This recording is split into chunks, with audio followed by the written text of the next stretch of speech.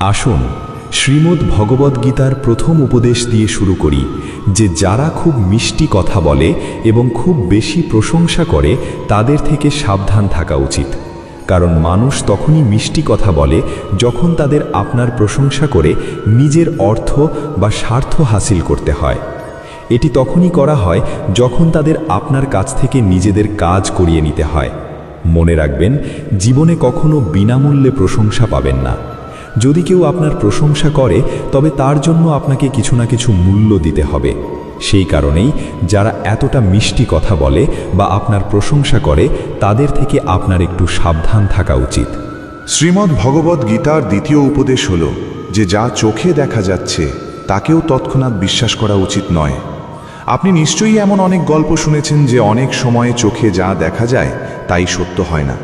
সেই কারণে বিশ্বাস করার ক্ষেত্রে খুব বেশি তাড়াহুড়ো করবেন না। গীতার তৃতীয় উপদেশ হল যে যে ব্যক্তি হালকা আশায় কাজ করে তার মন কখনো শান্ত ও সন্তুষ্ট থাকবে না, কারণ তার ইচ্ছা সর্বদা নতুন নতুন শিখরে পৌঁছতে চাইবে। যে ব্যক্তি ফলের আকাঙ্ক্ষায় কাজ করে সে কখনো সন্তুষ্টি উপভোগ করতে পারবে না। তারপর যখন সে তার প্রত্যাশা অনুযায়ী ফল পায় না তখন সে হতাশ ও দুঃখিত হয়। ভগবান শ্রীকৃষ্ণ অর্জুনকে বলেন যে তুমি আমার কাছে নিজেকে সমর্পণ করো, ঈশ্বরের ওপর বিশ্বাস রাখো এবং ফলের কোনো আকাঙ্ক্ষা না করে নিঃস্বার্থ, নিষ্পাপ, পুণ্যময় এবং নিরপেক্ষভাবে তোমার কাজ করে যাও। দেখো, তোমার জীবন সুখ ও সন্তুষ্টিতে ভরে উঠবে, দুঃখ তোমাকে কখনো স্পর্শ করবে না এবং তুমি মোক্ষ লাভ করবে। মানুষ বারবার অনন্ত বাসনা নিয়ে জন্মায়। যখন আমরা অন্যদের নিয়ে পরচর্চা করি তখন তাদের ভাগ্যে আসা দুঃখ কষ্ট আমাদেরই ভোগ করতে হয়। কারো প্রতি খারাপ অনুভূতি রাখা, খারাপ চিন্তা করা, ঈর্ষান্বিত হওয়া, খারাপ কথা বলা, নিজের ধর্ম ও কর্তব্য না পালন করা, যারা এসব করে তারা কখনো মোক্ষ লাভ করতে পারে না।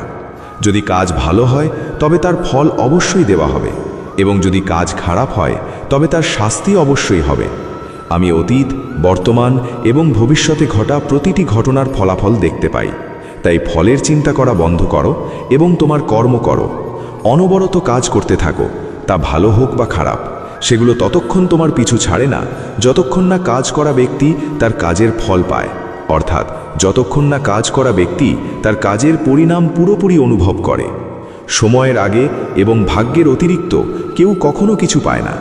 সাধারণ মানুষ সর্বদা শ্রেষ্ঠ ব্যক্তিদের দিকে তাকায় এবং তাদের আদর্শ অনুসরণ করে তাদের মতো হওয়ার চেষ্টা করে। আপনি জগৎকে সেই মানসিকতা ভাবেই দেখবেন যেভাবে আপনি জগৎকে দেখেন। খারাপ অভ্যাস, খারাপ জিনিস এবং বাহ্যিক সৌন্দর্য মানুষ তখনই আকৃষ্ট হয় যখন সে তার ইন্দ্রিয়ের দাস হয়। ঠিক যেমন একটি ছোট জ্বলন্ত প্রদীপের আলোয় তীব্র অন্ধকারকেও দূর করা যায়, তেমনি যখন আপনি মনের অজ্ঞানতায় ভরা অন্ধকার ঘরে ইতিবাচক চিন্তার তেল ঢেলে জ্ঞানের আলো জ্বালবেন, তখন অজ্ঞানতারূপী অন্ধকার স্বয়ংক্রিয়ভাবে শেষ হয়ে যায়। শ্রীমদ্ ভগবদ্গীতার চতুর্থ উপদেশ হল যে মানুষের মধ্যে নিজের আশ্রয় খোঁজা বন্ধ করুন। আপনার মনের সবচেয়ে বড় দুর্বলতা হল আপনি অন্যের মধ্যে আশ্রয় খুঁজছেন, এবং এই জিনিসটি আপনাকে দুর্বল করে, যা আপনার নিজের ওপর বিশ্বাস নষ্ট করে দেয়। যেসব মানুষ মনে করে যে এটি আমার আশ্রয়, বিপদে এরাই আমাকে সাহায্য করবে, তারাই কঠিন সময়ে সবচেয়ে বেশি দুঃখী এবং একা হয়ে পড়ে। আপনি কেবল ঈশ্বরকেই নিজের আশ্রয় করুন। দেখুন, যখনই কোনো বিপদ আসবে তিনি অবশ্যই কাউকে না কাউকে আপনার সাহায্যের জন্য পাঠাবেন। জগৎকে নিজের আশ্রয় করবেন না। যারা নিজেরা নিজেদের জন্য আশ্রয় খুঁজছে তারা আপনার আশ্রয় কিভাবে হবে? তাই জগৎকে নয়, ঈশ্বরকে নিজের আশ্রয় করুন। গীতার পঞ্চম শিক্ষা হলো যে রাগ মানুষকে ধ্বংস করে এবং রাগী মানুষের কোনো বন্ধু থাকে না। প্রতিটি মানুষ তার থেকে দূরে পালায়, তার সমস্ত সম্পর্ক শেষ হয়ে যায়। যে ব্যক্তি নিজের রাগকে নিয়ন্ত্রণ করতে পারে না সে জীবনে কিছুই সামলাতে পারে না। শ্রীমদ্ ভগবদ্গীতার ষষ্ঠ উপদেশ হল যে যদি আপনার ঈশ্বরের ওপর বিশ্বাস থাকে এবং তাকে মন থেকে স্মরণ করেন তবে তিনি অবশ্যই কাউকে না কাউকে পাঠাবেন। তিনি কোনো না কোনো রূপে এসে আপনাকে অবশ্যই সাহায্য করবেন। ঈশ্বর আপনার কথা শুনবেন কিনা তা নির্ভর করে আপনার ভক্তি, বিশ্বাস ও আস্থার ওপর। কারো উপকার করে কখনো অহংকার করবেন না, অন্যথায় সেই কাজ শূন্য হয়ে যায় এবং আপনি যে খ্যাতি পান তা বৃথা হয়ে যায়। আমাদের কখনো গর্ব করা উচিত নয় যে আমরা কতজন মানুষ বা প্রাণীকে সাহায্য করেছি, কারণ যিনি করান তিনি স্বয়ং ঈশ্বর, আপনি কেবল একটি মাধ্যম, একটি পুতুল মাত্র।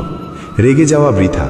আপনি যদি রাগের মাত্রায় প্রতিক্রিয়া দেখান, তবে এর অর্থ হলো ঈশ্বরের তৈরি নিয়মের ওপর অর্থাৎ কর্মের ওপর আপনার বিশ্বাস নেই। মনে কখনো সন্দেহ জন্ম নিতে দেবেন না। এই সন্দেহ মনে ভুল বোঝার পাহাড় তৈরি করে, যার ফলে জীবনের সুখ কেড়ে নেওয়া হয়। যদি কেউ আপনার সাথে খারাপ করে, তবে কর্ম এবং সময় নিজেই তার হিসাব চুকিয়ে দেবে। ভালো কাজ করার পরিবর্তে দান করুন এবং দুশ্চিন্তার বদলে ভাবনা চিন্তা করুন। সর্বদা নিজের মনকে নিয়ন্ত্রণে রাখুন, অন্যথায় এই মন আপনার সবথেকে বড় শত্রু হয়ে উঠতে পারে এবং আপনাকে খারাপ কাজ করতে বাধ্য করতে পারে। জ্ঞান সর্বদা বুদ্ধির চেয়ে উন্নত হওয়া উচিত, তাই জ্ঞান অর্জন করতে থাকুন এবং তা অন্যের সাথে ভাগ করুন, যাতে অন্যদের জীবন আরও ভালো হয়। কোনো ব্যক্তিকে ততক্ষণ পর্যন্ত সাহায্য করবেন না যতক্ষণ না সে নিজে সক্ষম হচ্ছে। যে ব্যক্তি ফলের আশা নিয়ে কাজ করে, সে কাজের মধ্যেই আটকে থাকে। একজন ব্যক্তি জন্ম দিয়ে নয়, বরং তার কর্মের মাধ্যমেই মহান হয়।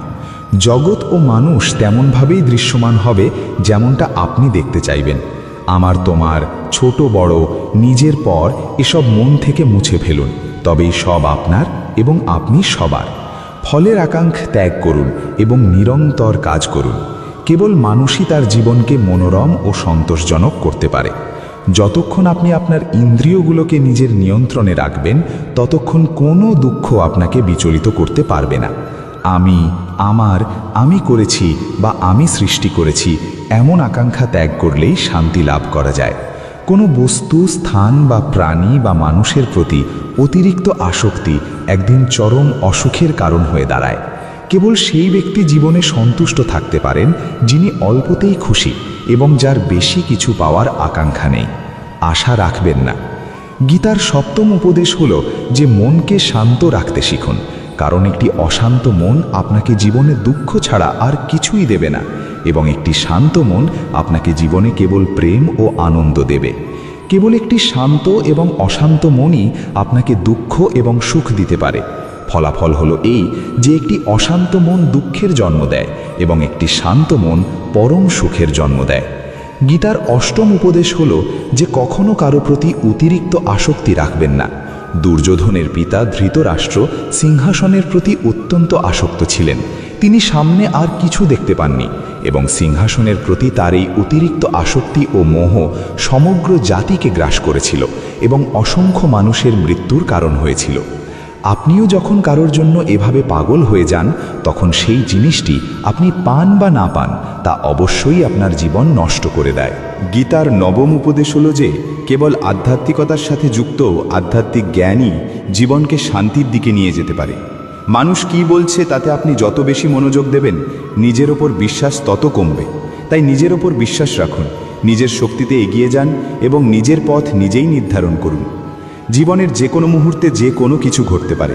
জীবন সীমিত, সময় নষ্ট করবেন না।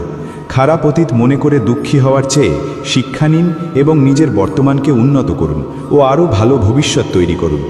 কোনো কিছু নিয়ে চিন্তা করবেন না, নিজের কাজ করুন এবং ঈশ্বরের ওপর বিশ্বাস রাখুন।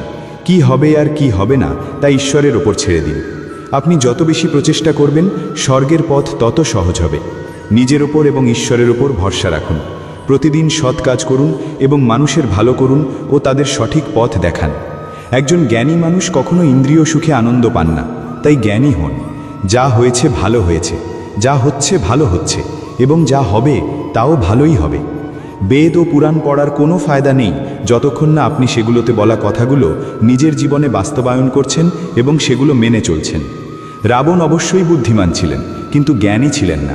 তার অজ্ঞানতা তাকে রাগী, কামুক এবং অহংকারী করে তুলেছিল, যা তার মৃত্যুর কারণ হয়েছিল। আমি সমস্ত প্রাণীকে সমানভাবে দেখি, আমার কাছে কেউ বেশি বা কম প্রিয় নয়। যে জ্ঞান কেবল আপনার মধ্যে সীমাবদ্ধ, তা নিরর্থক। যে জ্ঞান সমাজ ও বিশ্বের কোনো উপকারে আসে না, তার কোনো ফায়দা নেই। কি করা যেতে পারে? কেন বৃথা চিন্তা করছেন? কেন ভয় পাচ্ছেন? কে আপনাকে মারতে পারে? আত্মা কখনো জন্মায় না বা কেউ তাকে মারতে পারে না। এটিই জীবনের পরম সত্য। কেবল মানুষের কাজই মানুষকে ঈশ্বরের কাছাকাছি নিয়ে আসে, অথবা এটি আপনাকে ঈশ্বর থেকে দূরে সরিয়ে দেয়। তাই সর্বদা সৎ কাজ করুন। যখন এই পৃথিবীতে পাপ, অহংকার এবং অধর্ম চরম সীমায় পৌঁছায়, তখন তাদের ধ্বংস করে পুনরায় ধর্ম প্রতিষ্ঠার জন্য আমি অবশ্যই অবতার গ্রহণ করি। যিনি দানকে নিজের কর্তব্য মনে করে কোনো স্বার্থ ছাড়াই অভাবী মানুষকে সাহায্য করেন, সেই দানকে সাত্ত্বিক দান বলা হয়। যিনি মন জয় করেছেন তিনি ইতিমধ্যেই ঈশ্বরকে লাভ করেছেন, কারণ তিনি শান্তি লাভ করেছেন। সুখ, দুঃখ, শীত, গ্রীষ্ম এবং মান অপমান এমন ব্যক্তির মনে কোনো প্রভাব ফেলবে না। যারা পণ্ডিত তারা জীবিত বা মৃত কারোর জন্যই শোক করেন না। পরিবার ও সমাজে দান করা এবং পূর্ণ নিষ্ঠা ও সততার সাথে নিজের দায়িত্ব পালন করা, ধর্ম অনুসরণ করাও এক মহান তপস্যার মতো। দশম উপদেশ হলো যে মানুষ ইদানিং নিজেই নিজের শত্রু হয়ে উঠেছে। আপনি ব্যবসা দেখুন বা সম্পর্ক দেখুন, যে কোনো ক্ষেত্রে মানুষ মানুষের ক্ষতি করছে। এত প্রতিযোগিতা বেড়েছে, এত চুরি বাড়ছে, অপরাধ এত বেড়ে গেছে যে কলিযুগের লক্ষণগুলো শাস্ত্রে লেখা আছে যে একদিন মানুষ মানুষকে খাবে, সেই সময় এসে গেছে। মানুষ মানুষকে খাচ্ছে, একে অপরের ব্যবসা খাচ্ছে, একে অপরের চাকরি খাচ্ছে। মানুষ একে অপরের জীবনের সুখ নষ্ট করছে। যে অসুখী তাকে আরও অসুখী করছে এবং যে সুখী তাকে কষ্ট দিচ্ছে। ইদানিং এটাই ঘটছে। সবাই মানুষ, কিন্তু মনুষ্যত্ব কোথাও দেখা যাচ্ছে না। এক ধনী ব্যক্তির বাড়ি থেকে এক ভিখারি চলে যাওয়ার সময় ব্যবসায়ীকে এক গ্লাস জল খেতে চাইল। আমি খুব তৃষ্ণার্ত, আমি দূর থেকে হেঁটে এসেছি, আমি মরে যাচ্ছি। তখন ব্যবসায়ী বলল যে এখন কোনো লোক নেই, লোক এলে সে আপনাকে জল দেবে। কিছুক্ষণ পর ভিখারি আবার ব্যবসায়ীকে বলল, দয়া করে আমাকে এক গ্লাস জল খেতে দিন, আমি চলে যাব, আমি মরে যাচ্ছি এবং আশেপাশে আর কারো বাড়ি দেখা যাচ্ছে না। তখন ব্যবসায়ী বলল, আমি বললাম যে লোক আসতে চলেছে, তাকে আসতে দাও, তারপর তুমি জল পাবে। তখন ভিখারি ব্যবসায়ীকে বলতে শুরু করল যে আপনি নিজেই কেন একটু মানুষ হয়ে উঠছেন না, কিছুক্ষণের জন্য মানুষ হয়ে যান। ইদানিং এটাই ঘটছে। এখানে কেউ মানুষ হতে প্রস্তুত নয়, কেবল মানুষ একে অপরকে সাহায্য করছে বা একে অপরের সুবিধা নিতে ব্যস্ত। সেই কারণেই কলিযুগকে স্বার্থপর যুগ বলা হয়, যে মানুষ কেবল নিজেদের স্বার্থের জন্যই একে অপরের সাথে যুক্ত। গীতার 11তম উপদেশ হল যে জীবনে কখনো নিজেকে অভাবী বা অসহায় মনে করবেন না। নিজেকে অভাবী করবেন না, কারণ যতক্ষণ আপনি অভাবী নন ততক্ষণ কেউ আপনাকে আঘাত করতে পারবে না, কেউ আপনার সুবিধা নিতে পারবে না। আপনি যার কাছে অভাবী হয়ে পড়েন সে আপনার সুবিধা নিতে শুরু করে। যেদিন আপনি কারো কাছে অভাবী হন সেই দিন থেকেই আপনি তার দাসে পরিণত হন। অন্যদের কথা বাদ দিন, যারা নিজের চাকরদের ওপর অভাবী বা নির্ভরশীল হয়ে পড়ে তারা সব সহ্য করতে শুরু করে, কারণ তারা জানে যে তাদের কাজ তাদের ছাড়া চলবে না। যদি আপনি নিজে সেই কাজটুকু করতে না পারেন এবং অন্য কাউকে খুঁজে না পান, তবে তারা আপনাকে হয়রান করতে শুরু করে। কিন্তু যখন তারা বোঝে যে আপনি আপনার কাজ নিজেই করতে পারেন, তখন তারা শান্তভাবে কাজ করবে। এখন যদি আপনি এমন চাকরি করেন যেখানে বস ভুল হওয়া সত্ত্বেও আপনি তার অত্যাচার সহ্য করেন, তবে আপনি জানেন যে আপনি তার কাছে অভাবী এবং সে তার পূর্ণ সুবিধা নেয়। এবং শুধু তাই নয়, আপনি একটি পরিবারে থাকেন, যদি আপনি সেখানেও কারো ওপর অভাবী হন তবে সে আপনাকে পুরোপুরি শোষণ করে, কারণ আপনি সেখানে 24 ঘন্টা থাকেন এবং অন্য কোথাও যেতে পারেন না। সেই ব্যক্তি আপনার মাথার ওপর নাচবে এবং আপনি পুরোপুরি তার নিয়ন্ত্রণে থাকবেন। মানুষ অন্যদের নিজেদের চেয়ে দুর্বল করে নিয়ন্ত্রণে রাখতে খুব আনন্দ পায়। আপনি তাদের জন্য হাজার ভালো কাজ করুন বা তাদের খুশি করার জন্য প্রতিটি কাজ করুন, কিন্তু এমন মানুষ আপনাকে সবসময় চেপে রাখে। যদি আপনার মধ্যে কোনো প্রতিভা থাকে তবে আপনার ডানা ছেঁটে দেওয়া হবে। আপনার বিরুদ্ধে প্রতিটি প্রচেষ্টা করা হবে যাতে আপনি জীবনে কখনো এগিয়ে যেতে না পারেন। অভাবী হওয়া মৃত্যুর চেয়েও খারাপ। অভাবী আপনাকে দাসে পরিণত করে। আপনি কি কখনো লক্ষ্য করেছেন যে আপনার জীবন তারাই নষ্ট করে যাদের কাছে আপনি অভাবী হন? আপনার সমস্ত দুঃখ সেই ব্যক্তির থেকেই আসে যার কাছে আপনি অভাবী। অভাব কেবল শরীরের বা কাজের নয়, সবথেকে বড় অভাব হলো মনের। আমাদের জীবনে কারো প্রয়োজন হয় আমাদের যত্ন নেওয়ার জন্য, অন্যথায় আমরা সুখী হতে পারবো না। একাকিত্ব মানুষ সহ্য করতে পারে না। তারপর অনেক সময় আপনি এমন মানুষের সাথে যুক্ত হন যারা আপনার মানসিক অভাব ও দুর্বলতার পূর্ণ সুযোগ নেয়। আপনি তাদের সাথে সম্পর্ক স্থাপন করেন যাতে আপনার জীবনে কিছু সুখ আসে, এবং সেই মানুষগুলো আপনাকে সারা জীবন চোখের জল ফেলানো নিশ্চিত করে। তারা আপনার জীবন নরক বানিয়ে দেয়। একটি কথা মনে রাখবেন, আপনার বাবা মা ছাড়া এই পৃথিবীতে এমন কেউ জন্মায়নি যার আপনার থেকে প্রয়োজন নেই, অথচ সে আপনার সুবিধে নেবে না। সেই কারণেই জীবনে কখনো নিজেকে কারো কাছে অভাবী করবেন না। গীতার 12তম উপদেশ, এর অর্থ হলো যে ব্যক্তি ব্যর্থতার ভয়ে আর চেষ্টা করে না সে জীবনে কখনো বড় সাফল্য অর্জন করতে পারে না। রাগ বিভ্রান্তি তৈরি করে, বিভ্রান্তি বুদ্ধিকে অস্থির করে তোলে। যখন বুদ্ধি অস্থির হয় তখন যুক্তি ধ্বংস হয়, এবং যখন যুক্তি ধ্বংস হয় তখন মানুষ নিজেই ধ্বংস হয়ে যায়। বড় সাফল্য এমন এক তালায় বন্ধ থাকে যা 5টি চাবি দিয়ে খোলে: ইতিবাচক চিন্তা, একাগ্রতা, প্রকৃত উৎসর্গ, দৃঢ় সংকল্প এবং নিরন্তর প্রচেষ্টা। নিরপেক্ষ ও নিঃস্বার্থ কাজ করা ছাড়া মোক্ষ আশা করা বৃথা। যখন মানুষ নিজের ইন্দ্রিয়ের ওপর নির্ভরশীল হয় তখন কাম, অলসতা ও লোভের মতো খারাপ অভ্যাস মনকে দখল করে নেয়। লক্ষ্য অর্জনের জন্য আমাদের কাজে সম্পূর্ণ উৎসর্গ থাকতে হবে। এর জন্য মন থেকে টাকার চিন্তা সরিয়ে নিজের কাজে মনোযোগ দিন। শ্রীকৃষ্ণ বলেন, হে অর্জুন, তোমার অধিকার কেবল কর্মে, তার থেকে পাওয়া ফলে নয়। তাই যখন তুমি কোনো ফলের আশা না করে কাজ করবে তখনই তুমি ফল পাওয়ার যোগ্য বলে বিবেচিত হবে। রাগ চিন্তা করার শক্তি কেড়ে নেয়, যার কারণে সঠিক সিদ্ধান্ত নেওয়া কঠিন হয়ে পড়ে। যদি আপনি ফলের আকাঙ্ক্ষা ও লোভের বশবর্তী হয়ে কাজ করেন তবে সেই কাজ কখনো আপনার প্রত্যাশা অনুযায়ী অর্জিত হবে না। খারাপ কর্ম থেকে মুক্তি পাওয়ার সবথেকে ভালো উপায় হলো মনে ভালো চিন্তা আসতে দেওয়া এবং ইতিবাচক চিন্তা করা। মানুষের মন পরিবর্তনশীল। আমাদের চিন্তা করার ধরন এবং অভ্যাস তেমন হবে যেমন মানুষ ও পরিবেশের মধ্যে আমরা বেশি সময় কাটাবো। মানুষ জীবনে তাই করে যা সে দেখে, শোনে ও বোঝে।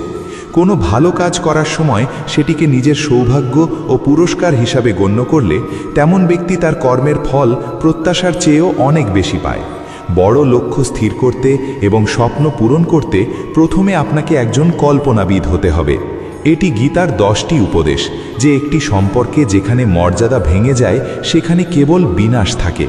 কেউ আপনার থেকে বড় হোক বা ছোট, যদি সে সম্পর্কের মর্যাদা নষ্ট করে তবে সেই সম্পর্ক কখনো টিকতে পারে না। সম্পর্ক তখনই কাজ করে যখন দুজন মানুষ একে অপরকে সম্মান ও গুরুত্ব দেয় এবং কখনো নিজেদের স্বার্থ ভুলে সীমা লঙ্ঘন করে না। যে সম্পর্কে কোনো সীমা নেই এবং একে অপরের প্রতি কোনো সম্মান নেই তা আজ হোক বা কাল শেষ হয়ে যায়। গীতার 15তম উপদেশ হলো তাদের এড়িয়ে চলা যারা আপনার সামনে ভালোবাসা দেখায় এবং আপনার আড়ালে ক্ষতি করে। তাদের থেকে দূরে থাকুন। চাণক্য বলেছেন যে এমন মানুষ সেই কলসির মতো যার মুখে অমৃত কিন্তু ভেতরে বিষ থাকে। আপনি যা পান করছেন তা আপনি অমৃত ভাবছেন, কিন্তু বাস্তবে সেটি বিষ। তাই এমন মানুষ বিষাক্ত। আপনার এমন ব্যক্তিকে ছেড়ে দেওয়া উচিত যে আপনার ঘনিষ্ঠ হওয়ার ভান করে এবং সর্বদা পেছন থেকে আপনার ক্ষতি করে। গীতার 16তম উপদেশ হলো যে আপনার সুখ এবং আপনার দুঃখ সবার সামনে প্রকাশ করা উচিত নয়, কারণ মানুষ আপনার সুখের দিকে নজর রাখে এবং আপনার দুঃখ দেখে হাসতে শুরু করে। আপনার সুখে কেউ খুশি হয় না, মানুষ ঈর্ষান্বিত হয়। প্রতিটি চোখের জল চোখে আনবেন না, প্রতিটি ক্ষত সবাইকে দেখাবেন না। এখানে মানুষ হাতে নুন নিয়ে ঘুরে বেড়ায়, তাই আপনার প্রতিটি বেদনা সবাইকে দেখাবেন না। মানুষ কেবল বসে থাকে একজন দুঃখী মানুষকে আরও দুঃখী করতে এবং সুখী কাউকে আঘাত করতে। নিজের মনের অবস্থা নিজের মধ্যেই রাখুন, কেবল তাকেই বলুন যার বোঝার ক্ষমতা আছে। গীতার 17তম উপদেশ হলো যে অনেক সময় জীবনে নতুন কিছু শুরু করতে হয়, পুরনোকে পুরোপুরি ধ্বংস করতে হয়। কুন্তী শ্রীকৃষ্ণকে জিজ্ঞেস করেছিলেন যে, হে কৃষ্ণ, কেন আপনি এত বড় যুদ্ধ করলেন? তখন শ্রীকৃষ্ণ বলেছিলেন যে অধর্ম অনেক বেড়ে গিয়েছিল এবং এই অধর্মকে পুরোপুরি ধ্বংস করতে একটি নতুন যুগের সৃষ্টি করতে হয়েছিল। নতুনকে নিয়ে আসার জন্য পুরনোকে ধ্বংস করা খুব জরুরি। যখন একটি প্রাসাদ পুরোপুরি জরাজীর্ণ এবং খুব পুরনো হয়ে যায় তখন তা পুরোপুরি ভেঙে নতুন করে গড়া হয়। একইভাবে আপনাকেও আপনার জীবনে নতুন কিছু করতে হবে, তাই পুরনোকে পুরোপুরি মুছে ফেলতে হবে। গীতার 18তম উপদেশ হলো যে যখনই আপনি জীবনে একা বোধ করবেন তখন সত্যটি সঠিকভাবে বুঝে নিন যে আপনি এই পৃথিবীতে একা এসেছিলেন এবং আপনি একাই যাবেন। বাস্তবে এখানে আপনার কেউ নেই। একদিন বাবা মা যারা আমাদের জন্ম দেন তারাও আমাদের একা ছেড়ে চলে যান, তাই অন্যের কাছে কি আশা করবেন? যদি কেউ আপনাকে ছেড়ে যায় তবে এটি মনে রাখবেন যে ঈশ্বর সর্বদা আপনার সাথে আছেন, তিনি কখনো আপনাকে ছেড়ে যান না। গীতায় শ্রীকৃষ্ণ অর্জুনকে বলেছিলেন যে মানুষ আমাকে বিশ্বাস করুক বা না করুক, কিন্তু আমি মানুষকে কখনো ছাড়ি না, কারণ এই সবাই আমার সন্তান। মানুষ কেবল ঈশ্বরের অংশ। বলা হয় সেই কারণেই মানুষকে ঈশ্বরের সন্তান বলা হয়। সেই কারণেই আপনার কখনো একাকিত্ব নিয়ে দুঃখ পাওয়া উচিত নয়। একে কখনো ভয় পাওয়া উচিত নয়, কিন্তু ভুল মানুষের সাথে থাকাকে ভয় পাওয়া উচিত। একটি কথা আছে যে কিছুর চেয়ে কিছু ভালো, একাকী থাকার চেয়ে সেটি ভালো। কিন্তু আরেকটি কথা আছে যে অর্থহীনের চেয়ে কিছুই না থাকা ভালো। অর্থহীন মানুষের সাথে থাকার চেয়ে একা থাকা ভালো। সেই কারণেই গীতার এই উপদেশটি প্রতিটি মানুষের জন্য খুব গুরুত্বপূর্ণ, যারা নিজেকে একা মনে করে দুঃখী হয়। সেই কারণেই একাকিত্বকে ভয় পাওয়া এবং দুঃখ পাওয়া বন্ধ করুন, কারণ এখানে কেউ কারো নয়। গীতার ১৯তম উপদেশ হল যে অনেক সময় জীবনে নতুন কিছু শুরু করার জন্য পুরনোকে পুরোপুরি মুছে ফেলতে হয়। কুন্তী শ্রীকৃষ্ণকে জিজ্ঞেস করেছিলেন যে, হে কৃষ্ণ, কেন আপনি এত বড় যুদ্ধ করলেন?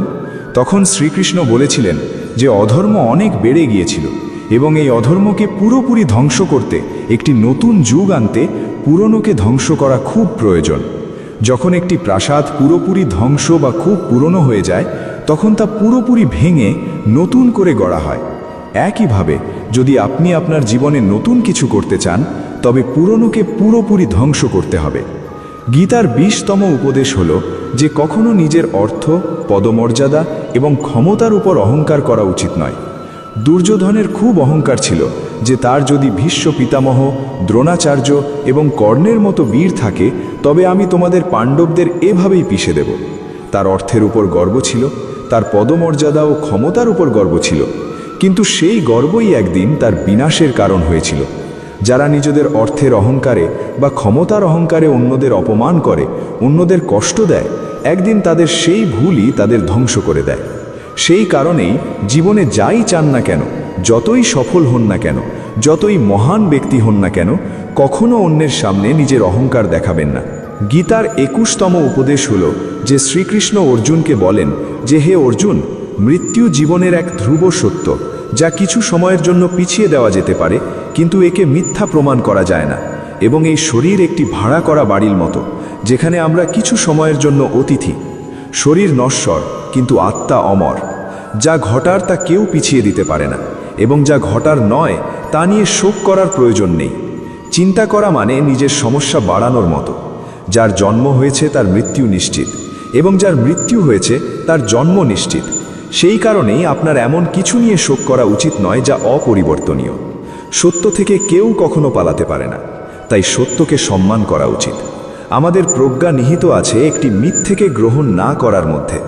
জেনে শুনে মিথ্যেকে সত্য হিসাবে মেনে নিয়ে বেঁচে থাকাকে একটি বড় ভুল বোঝাবুঝি বলা হয়। একজনের নিজস্ব ব্যক্তিগত চিন্তাভাবনাও ভুল বোঝাবুঝির জন্ম দিতে পারে। সেই কারণেই একজনের নিজস্ব ব্যক্তিগত চিন্তা অন্যের উপর চাপিয়ে দেওয়া উচিত নয়।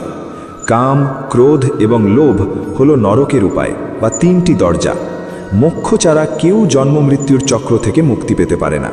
ঠিক যেমন আগুন সোনার পরীক্ষা, তেমনি সংকট হলো বীর পুরুষদের পরীক্ষা। মানুষের সব থেকে বড় এবং প্রথম শত্রু বা বন্ধু হলো তার মন। অতিরিক্ত ইচ্ছা জীবনের শান্তি কেড়ে নেয়। কোনো প্রচেষ্টা ছাড়া আপনি ভালো ফলাফল এবং ইতিবাচক ফলাফলের আশা করতে পারেন না। যদি আপনি ধর্মের পথে চলেন, তবে পরিণতির চিন্তা না করে নির্ভয়ে নিজের ধর্ম পালন করুন।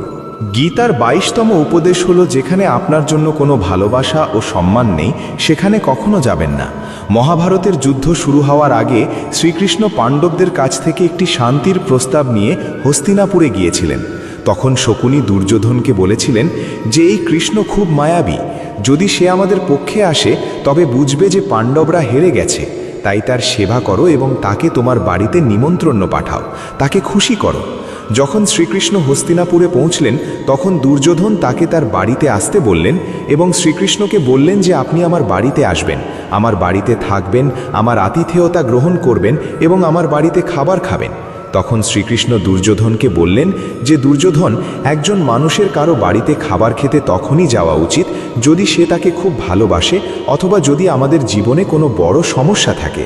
না আমার জীবনে কোনো সমস্যা আছে, আর না তোমার আমার প্রতি কোনো ভালোবাসা আছে, তাই আমি কখনো তোমার বাড়িতে আসব না। তুমি কেবল তোমার নিজের স্বার্থের জন্য আমাকে তোমার বাড়িতে আমন্ত্রণ জানাচ্ছ। আপনার কখনো স্বার্থপর এবং নীচ মানুষের বাড়িতে যাওয়া উচিত নয়। সেই কারণেই এটি আমাদের শেখায় যে আপনার কখনো এমন জায়গায় থাকা উচিত নয় যেখানে আপনার সম্মান ও মর্যাদা নেই, যেখানে আপনি ভালোবাসা পান। গীতার ২৩তম উপদেশ হলো যে আপনার কখনো মূর্খ এবং দুষ্ট লোকেদের জ্ঞান দেওয়া উচিত নয়। এটি তাদের অহংকারে আঘাত করে এবং তারা আপনার প্রতি শত্রুতা পোষণ করতে শুরু করে এবং সময় এলে আপনার ক্ষতি করবে। মানব জীবন খুব দুর্লভ, একে বৃথা যেতে দেবেন না। জীবনে এমন কাজ করুন যা ভবিষ্যৎ মানবজাতির জন্য অনুপ্রেরণার উৎস হয়ে উঠতে পারে। শ্রীকৃষ্ণ অর্জুনকে বলেন যে, হে অর্জুন, যে ব্যক্তি জীবনের মূল্য জানে সেই তার জীবনের মূল্য বোঝে।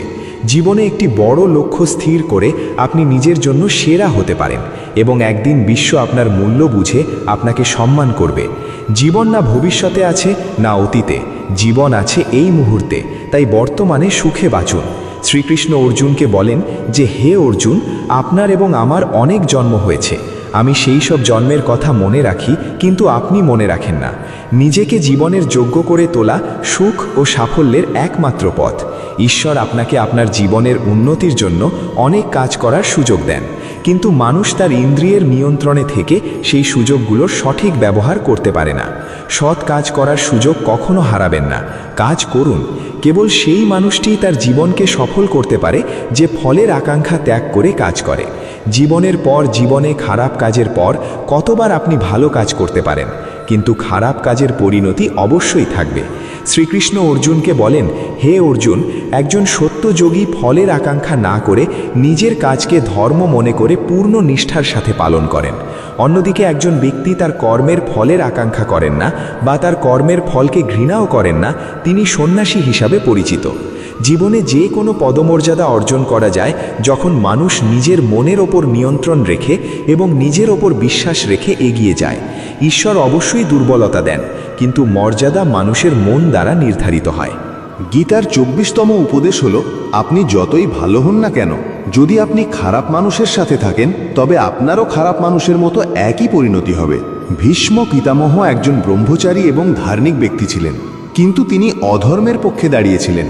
এমনটি হয়েছিল যে দ্রোণাচার্যও একজন ব্রাহ্মণ ছিলেন, কিন্তু যখন তিনি অধর্মের পক্ষে দাঁড়ালেন শেষ পর্যন্ত তারও একজন অধর্মী ব্যক্তির মতোই দশা হয়েছিল। মৃত্যুর সময় তাকে ভয়ঙ্কর যন্ত্রণার সম্মুখীন হতে হয়েছিল। সেই কারণে তখনও ভুল সঙ্গে থাকা উচিত নয়, কারণ অনেক সময় তাদের সাথে থাকার কারণে আপনি আপনার নিজের কাজের জন্য শাস্তি পেতে শুরু করেন। তখন আপনি বুঝতে পারেন না যে আমি তো কিছু করিনি, আমি শুধু তাদের সাথে থাকি, কেন আমি দুঃখ পেলাম। খারাপ মানুষের সঙ্গে থাকলে আপনার জীবনে কখনো সুখ আসবে না, তাই সর্বদা ভালো সঙ্গে থাকা উচিত। গীতার দ্বিতীয় উপদেশ হলো যে অন্যকে ঠকায় তার খুব খারাপ পরিণতি হয়। দুর্যোধনের মামা শকুনি এবং দুর্যোধন সারা জীবন পাণ্ডবদের সাথে প্রতারণা করেছেন, কখনো তাদের সাথে পথে সততা দেখাননি। দুর্যোধন তাদের সাথে সততার সাথে আচরণ করেননি এবং ফলাফল ছিল যে তার দলের প্রতিটি মহান যোদ্ধা প্রতারণার দ্বারা নিহত হয়েছিল, কারণ দুর্যোধন যা করেছিলেন তারই ফলাফল পেয়েছিলেন। তিনি যদি সারা জীবন প্রতারণা করে থাকেন তবে শেষ পর্যন্ত তার নিজের মৃত্যুও একটি প্রতারণার কারণেই হয়েছিল। সেই কারণেই যদি কেউ নিজেকে খুব চতুর মনে করে যে সে অন্যদের প্রতারিত করেছে এবং অন্যদের বোকা বানিয়েছে, তবে একদিন তার জীবনে কেউ আসবে এবং তাকে প্রতারিত করবে, কারণ কর্ম সবার চেহারা মনে রাখে। গীতার 26তম উপদেশ হলো যে জীবনে যখনই কোনো বিপদ আসে তখন সাহস হারাবেন না, শুধু একটু ধৈর্য ধরুন। যারা কঠিন সময় নিজেদের একটু নিয়ন্ত্রণ করে এবং ধৈর্যশীল থাকে তারা প্রতিটি বিপদ কাটিয়ে ওঠে। একজন রাজা তার গুরুজির কাছে গিয়ে বললেন যে যদিও রাজ্যে সব ধরনের সমৃদ্ধি আছে কিন্তু সময়ের উপর কোনো বিশ্বাস নেই। যদি কখনো জীবনে কোনো কঠিন বা খারাপ সময় আসে তখন আমাকে সেই সময়ের জন্য কোনো মন্ত্র দিন, কোনো শিক্ষা দিন, কোনো উপদেশ দিন যে কিভাবে সেই খারাপ সময় থেকে বেরিয়ে আসা যায়। তখন গুরুজি তাকে একটি তাবিজ বা কবজ বেঁধে দিলেন এবং রাজাকে বললেন যে আমি এই কবজের ভেতরে একটি মন্ত্র লিখেছি, যখন আপনার জীবনে খুব খারাপ সময় আসবে এবং আপনি মনে করবেন যে এর চেয়ে খারাপ আর কিছু হতে পারে না, তখন এই কবজটি খুলুন এবং এই মন্ত্রটি পড়ুন, আপনি অনেক শক্তি পাবেন। একদিন রাজার রাজ্য অন্য এক রাজার দ্বারা আক্রান্ত হলো এবং রাজার অবস্থা এমন হলো যে তাকে তার রাজ্য এবং পুরো শহর ছেড়ে তার কিছু লোক নিয়ে পালিয়ে যেতে হলো। কিন্তু রাজা খুব দুঃখিত ছিলেন এবং ভাবতে লাগলেন যে গুরুজি আমাকে একটি তাবিজ দিয়েছিলেন যে যখন আমার জীবনে খুব খারাপ সময় আসবে তখন এটি খুলে পড়তে এবং এর ভেতরে লেখা মন্ত্রটি আমাকে শক্তিতে ভরিয়ে দেবে। রাজা ভাবলেন এর চেয়ে খারাপ আর কিছু হতে পারে না, আর কি সময় হতে পারে। তিনি গুরুজির দেওয়া কবচটি খুললেন এবং ভেতরে লেখা ছিল যে এই সময়টিও কেটে যাবে। এই কথাটি পড়ার পর রাজার মনে শক্তি এলো এবং বিশ্বাস জাগলো যে এই খারাপ সময়ও চিরস্থায়ী নয়। এটিও চলে যাবে, তাই আমি সাহস হারাবো না এবং আমাকে আবার আমার সেনাবাহিনী গড়ে তুলতে হবে। এবং সেই রাজা তার সৈন্যদের একত্রিত করে সেনাবাহিনী গড়ে তুললেন এবং সেই রাজাকে আক্রমণ করে নিজের রাজ্য ফিরে পেলেন। জীবনের পরিস্থিতি যাই হোক না কেন, তা যতই খারাপ হোক, তা চিরকাল স্থায়ী হতে যাচ্ছে না, সেটিও একদিন কেটে যাবে। সময় যেমনই হোক, একদিন অবশ্যই বদলাবে। যতই আমরা দুঃখিত হই বা কঠিন সময় আসুক, প্রতিবারই আমরা তা পার করে ফেলি। একইভাবে যখন আপনার জীবনে কোনো কঠিন বা খারাপ সময় আসে, তখন মনে এই বিশ্বাস রাখুন যে এই সময়টিও একদিন কেটে যাবে। তাই নিজের সাহস হারাবেন না। যদি আপনার ধৈর্য থাকে, তবে আপনি অবশ্যই সবচেয়ে খারাপ সময়কেও জয় করবেন। গীতার ২৭তম উপদেশ হল, আজকের যুগে খুব বেশি ভালো হবেন না, অন্যথায় এই পৃথিবী আপনাকে লুটে নিঃস্ব করে দেবে। পাণ্ডবদের গল্প শেখায় যে খুব বেশি ভালো হওয়া কখনো কখনো আপনার জন্যে অনেক দুঃখ নিয়ে আসতে পারে। পাণ্ডবরা সর্বদা ধর্ম পালন করেছেন, কখনো কোনো ভুল কাজ করেননি, কিন্তু তাদের পুরো রাজ্য হারিয়ে গিয়েছিল। একটি জনসভায় তার স্ত্রীকে বিবস্ত্র করার চেষ্টা করা হয়েছিল, তাকে ভিক্ষা করে জীবনযাপন করতে হয়েছিল। এর কারণ কি ছিল? তিনি খুব বেশি ভালো হচ্ছিলেন। এটি তখনকার কথা, এবং আজকের পৃথিবী বদলে গেছে। মানুষ একজন ভালো মানুষকে সম্মান কম দেয়, বরং তাকে ব্যবহার বেশি করে। আপনিও যদি মানুষের সাথে ভালো ব্যবহার করেন, তবে আপনি নিজেই এটি অনুভব করতে পারবেন যে আপনি অন্য মানুষের জন্য যতটা করেন বা ভালো ব্যবহার করেন, মানুষ আপনার সাথে সেই মাত্রায় দুর্ব্যবহার করে। মানুষ আপনাকে সেই মাত্রায় ব্যবহার করে যে আপনি অন্যদের সুখের জন্য যা কিছু করেন, এবং মানুষ কেবল আপনার সুবিধা নিতে ব্যস্ত থাকে। সেই কারণেই আপনাকে আজকের সময় সুখী হতে হলে খুব বেশি ভালো হওয়া যাবে না। এর মানে এই নয় যে আপনি একজন খারাপ মানুষ হয়ে যাবেন। নিজের চোখে ভালো হতে থাকুন, জগতের চোখে ভালো হওয়ার চেষ্টা কখনো করবেন না। গীতার ২৮তম উপদেশ হল যে আপনার অতীত ভুলে যাওয়া উচিত, কারণ আপনি যদি অতীতের দুঃখে ডুবে থাকেন এবং অনুশোচনায় ভোগেন, তবে আপনি আজও কখনো সুখী হতে পারবেন না। জ্ঞানী ব্যক্তিরা চলে যাওয়ার সময়ের জন্য কখনো অনুশোচনা করেন না। আপনার অতীত গতকাল যেমনই ছিল হোক, তার প্রভাব আপনার আজের উপর পড়বে। কিন্তু আপনার সাথে যাই ঘটেছে তার শিকার হওয়া উচিত নয়, তার থেকে শিক্ষা নিন। শিখুন যে এখন আমরা জীবনে আর এটি হতে দেব না।